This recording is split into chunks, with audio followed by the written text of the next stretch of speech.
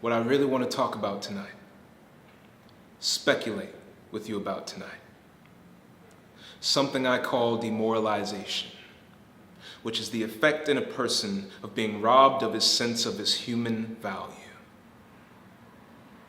Now, we all have heard of those experiments carried on in laboratories with animals.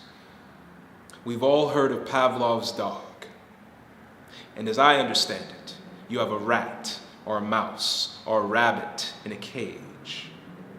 And you flash a light or ring a bell. And the animal begins to learn to expect food. And then you begin to switch the signals. Instead of food, he gets coal.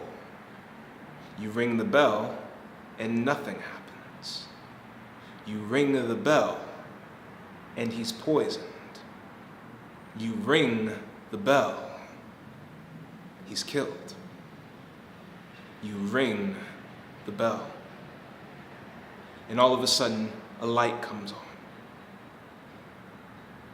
But after a certain number of times that one rings this bell, the animal begins not to know how to react.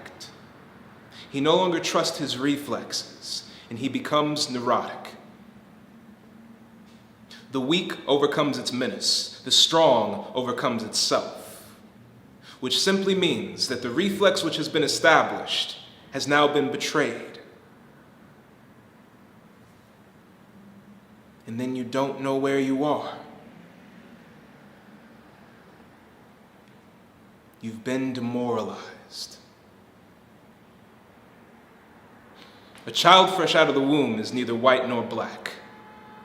Now, if you're a black child born in this country, a very brutal rupture occurs around 5 or 6. Let me discuss the beginning of consciousness for a black child born here.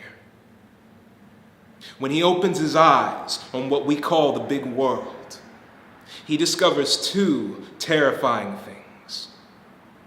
First of all, he discovers that he does not exist in it. No matter where he looks, by which I mean books, magazines, movies, there is no reflection of himself anywhere. Or, if there is someone in the book who resembles him, they're depicted as a savage or a clown who has never contributed to civilization. And then he begins to wonder how he is going to survive. A terrible crisis. I'm not sure if it's possible to be black in America and really be paranoid. Because they really are after you. You're not dreaming. They said 2 things at once. They said, A, you are cheap labor because you are inferior. And B, you are inferior because you're a source of cheap labor. It's what they call a closed circle. And that's not the worst. White Americans had all our ancestors under their heels. Americans don't know their history. History is not something you study. History is something you achieve. You've got to know what happened if you intend to make another move. I did not invent the nigger. I never needed him. It was not my trauma. I didn't suddenly wake up and say, oh my God, I'm black. I never cared.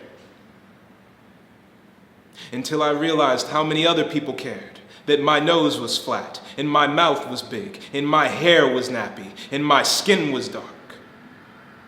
That didn't bother me, baby. Until somebody said, hey, nigger. I always knew that I was a man. The country never did.